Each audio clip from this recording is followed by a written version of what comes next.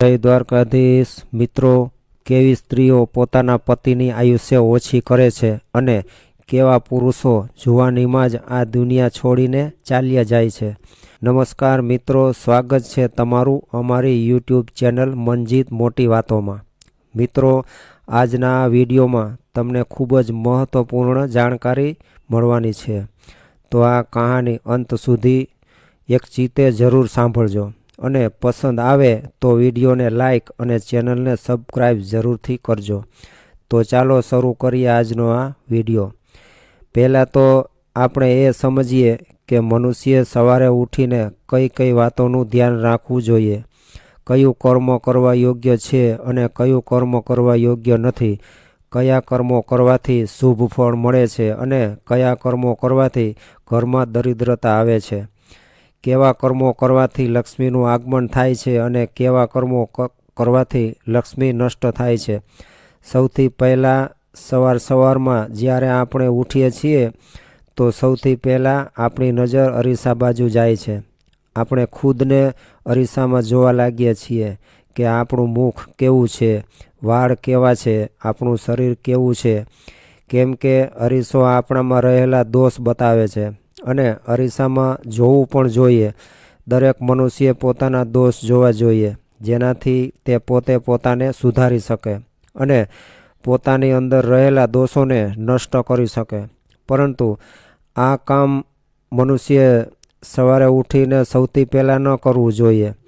જે લોકો ઉઠતા વેત સીધો જ અરીસો જોવા લાગે છે, તેમના માટે આ કામ શુભ ફળ આપવાવાળું નથી હોતું. જ્યારે આપણે સવારમાં આપણા ચહેરાને અરીસામાં જોઈએ છીએ તો આપણી અંદર નકારાત્મકતા ભરાય છે, જેનાથી આપણે આખો દિવસ ઉર્જાવાન નથી રહી શકતા.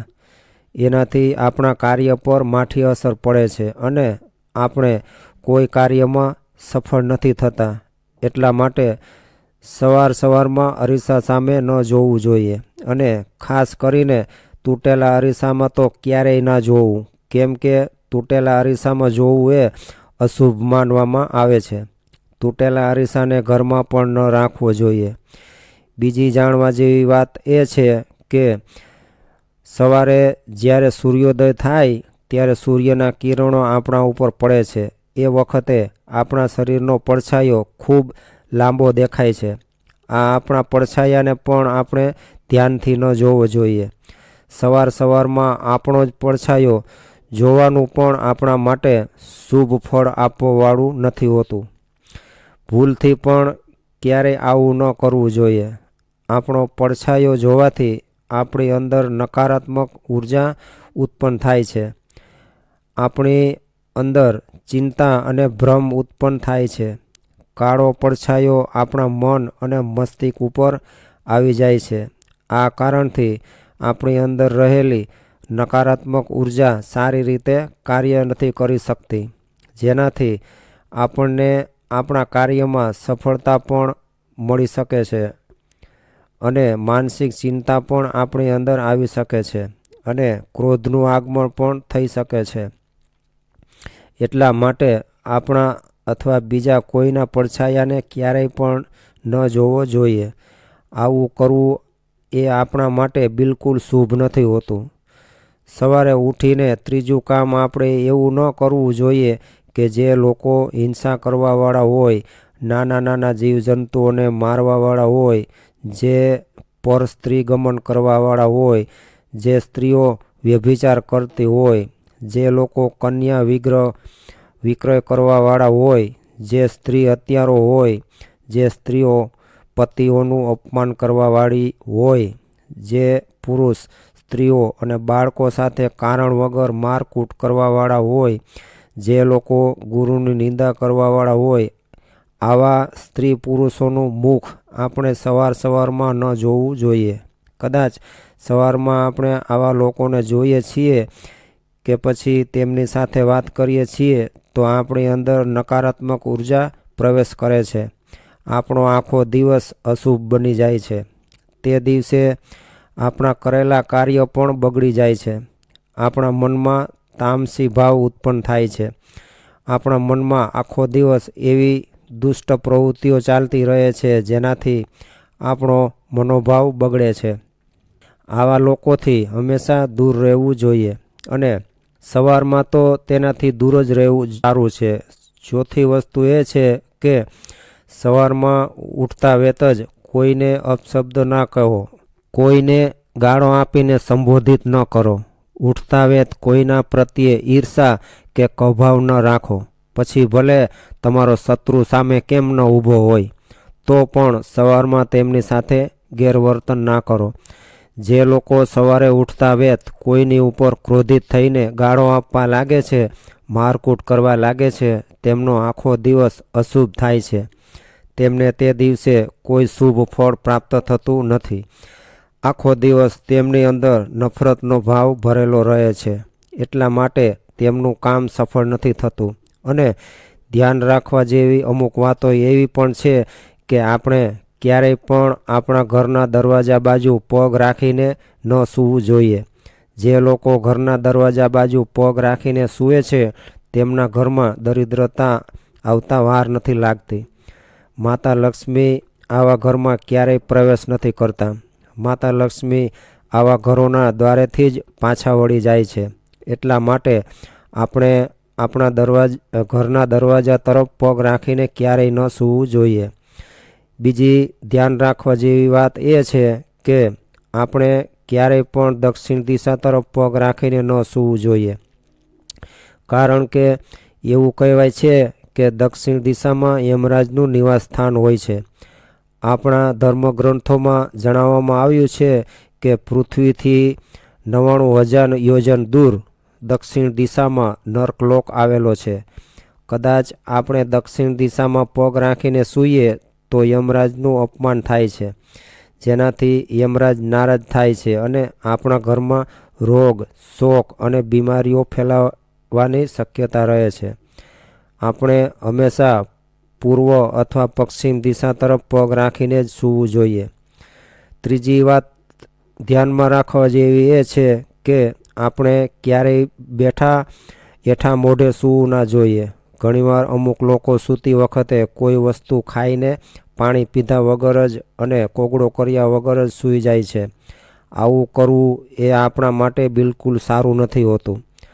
આવું કરવાથી આપણી અંદર રોગોની વૃદ્ધિ થાય છે. હવે ચોથી વાત ધ્યાનમાં રાખવા જેવી એ છે કે આપણે સૂતા સમયે ક્યારેય નિર્વસ્ત્ર થઈને ના સૂવું જોઈએ. ઘણા લોકોની એવી આદત હોય છે કે તેઓ વસ્ત્ર પહેર્યા વગર જ સૂવે છે. આવું કરવું આપણા માટે શુભ નથી હોતું. જીવનમાં ક્યારેય પણ આપણે નિર્વસ્ત્ર થઈને ન સૂવું જોઈએ અને નિર્વસ્ત્ર થઈને જમવું પણ ના જોઈએ. કદાચ કોઈ નદી, તળાવ કે વહેતા પાણીમાં સ્નાન કરવા જઈએ ત્યારે પણ ક્યારેય નિર્વસ્ત્ર થઈને સ્નાન ન કરવું જોઈએ. આમ કરવાથી આપણને દોષ લાગે છે, જે આપણા માટે દુઃખ અને દરિદ્રતાનું કારણ બને છે. તો મિત્રો, હવે વાત એ કરીએ કે કેવી સ્ત્રીઓ પોતાના પતિની આયુષ્ય ઓછી કરે છે અને કેવા પુરુષ સ્ત્રીઓને જુવાનીમાં જ છોડીને ચાલ્યા જાય છે. મિત્રો, આ વાત સાંભળવામાં તમને સાવ સહેલી લાગતી હશે, પરંતુ હકીકતમાં આ વાત ખૂબ કષ્ટદાયક છે. એના માટે હું તમને એક નાની એવી કથા સંભળાવું છું. એ તમે ખાસ ધ્યાનથી સાંભળજો. પુરાણોમાં જાણવા મળે છે કે દક્ષ પ્રજાપતિએ તેમની 27 દીકરીઓ ચંદ્રમા સાથે પરણાવી હતી, પરંતુ ચંદ્રમા તેમની સાથે ભેદભાવ રાખતા હતા. તે તેમની બધી પત્નીઓમાંથી એકમાત્ર રોહિણીને વધારે પ્રેમ કરતા હતા, કેમ કે બધી પત્નીઓમાં રોહિણી સૌથી વધારે સુંદર હતી. પોતાના પતિ પાસેથી પ્રેમ ન મળવાના કારણે બાકીની બધી પત્નીઓ તેમના પિતા પાસે આવીને ફરિયાદ કરવા લાગી કે ચંદ્રમાનો આવો વ્યવહાર જોઈને દક્ષ પ્રજાપતિએ તેમના જમાઈને ક્ષય રોગી થવાનો શ્રાપ આપ્યો. કહેવાય છે કે જે પુરુષ પોતાની પત્ની સાથે દગો કરે છે, પત્નીને તેમનું પત્ની હોવાનું સન્માન નથી આપતો, તેમને પ્રેમ સુખ નથી આપતો અને પર સ્ત્રીઓમાં લિપ્ત રહે છે, કે પછી બીજી સ્ત્રીની ઈચ્છા કરે છે એને ચંદ્રમાની જેમ રોગી બનીને જુવાનીમાં જ અકાળે મરવું પડે છે. ચંદ્રમાએ તો તપ કરીને શિવજીને મનાવી લીધા, એટલા માટે તેને જીવતદાન મળી ગયું. પણ તમે કોને મનાવશો?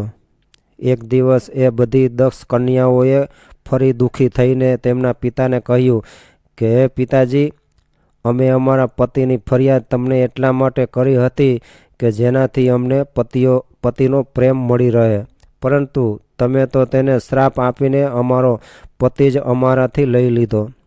તમારા લીધે અમારો પતિ જ અમારાથી દૂર થઈ જશે. ત્યારે દક્ષ પ્રજાપતિએ સમજાવ્યું કે સ્ત્રીઓનું નેત્ર એ જ તેમનો પતિ હોય છે.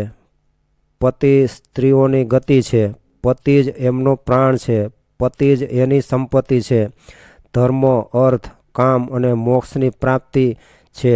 જે નારી પતિથી વિમુખ છે તેમના બધા કર્મો વ્યર્થ છે. કદાચ તે કોઈ તીર્થમાં સ્નાન કરે કે પછી કોઈ યજ્ઞમાં દક્ષિણા આપે. કહેવાય છે કે સંપૂર્ણ દાન, પુણ્ય, વ્રત, નિયમ, વેદ, અર્ચના, ઉપાસના, ઉપવાસ અને તપ આ બધું પતિની સેવાના પુણ્યની આગળ સાવ નાનું છે. સ્ત્રીઓને પરિવારમાં સૌથી વધારે પ્રિય પોતાના પુત્રો શા માટે હોય છે? કારણ કે એ તેમના સ્વામીનો જ અંશ હોય છે.